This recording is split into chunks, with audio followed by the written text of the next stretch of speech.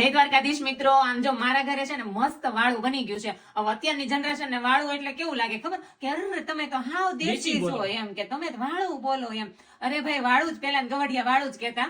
એટલે જો મારા ઘરે વાળુંમાં બની ગયું છે, અથવા તો જે યંગ જનરેશન છે એના માટે મેં મસ્ત ડિનર બનાવી નાખ્યું છે. અને એમાં બનાવ્યું છે જો મેં મસ્ત કેવું કેવાય બટેકાનું શાક, પણ એમાં છે ને મેં આ વખતે એક અલગ નાખ્યું છે. એમાં નાખ્યું છે એક કળી લસણની અને અડધું ટમેટું, એટલે કેવું કે થોડુંક આમ ખટાશ જેવું લાગે ને એટલે બહુ મજા આવે એ બે વસ્તુ નાખી છે.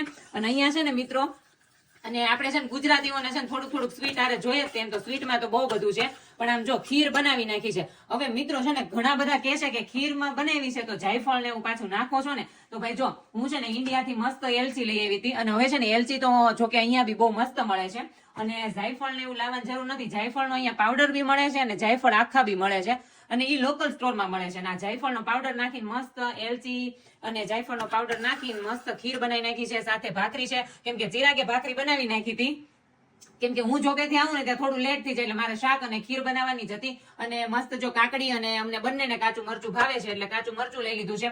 અને મિત્રો હું તમને છે ને એના કલ્ચરની વાત કરું ને તો કલ્ચર તો ન કહેવાય, પણ કેવું કે છે ને 2 કે 3 દિવસ પહેલા મારી કલીગને મેં છે ને સોન પાપડી અને મોહનથાળ ખવડાવ્યો હતો, કેમ કે એને છે ને મારા હાથનું સ્વીટ બહુ ભાવે. જયારે હું કેવું કે ઇન્ડિયાથી આવી ત્યારે બી એના માટે લઈ ગઈ હતી, અને જયારે બનાવું ને ત્યારે મેં મારા કલીગને આપ્યું હતું. તો મેં છે ને એને આપ્યું ને એટલે એ છે ને બીજે દિવસે મારો ડબ્બો એ ઘરે લેતી ગઈ, અને બીજે દિવસે આમ જો મારા માટે છે ને ગિફ્ટ લઈને આવી. તો તે નાનો પાડી એને મેં કેટલી ના પાડી તો કે નહીં હું તું લાવે છો. એકવાર મેં પાણીપુરી ખવડાવી હતી, આમ જો કેટલી મસ્ત ચોકલેટ છે. આ મને આપીને એટલે તરત મેં ખાઈ લીધી હતી, અને બહુ મસ્ત ચોકલેટ છે. આપણે ગમે એને આપીએ ને તો આપણે છે ને રિટર્નમાં કંઈક ને કંઈક આપી દે. એ લોકો એમ કે અમે એમને ના ખાઈએ તમારું એમ.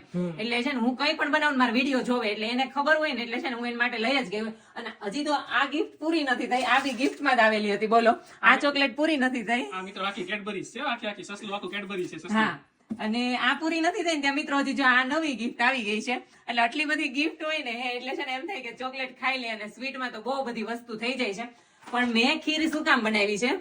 હવે ખીરમાં એવું હતું કે મને છે ને એક દીદીએ કોમેન્ટ કરી હતી કે તમે છે ને હવે નેક્સ્ટ ટાઈમ ખીર બનાવજો, એટલા માટે મેં ખીર અને સાથે કેવું બીજું શાક મને ઓછું ભાવે, ખીર હોય એટલે બટેકાનું શાક વધારે ભાવે, એટલે મેં બટેકાનું શાક બનાવી નાખ્યું, ફૂલ ધાણા નાખી દીધા.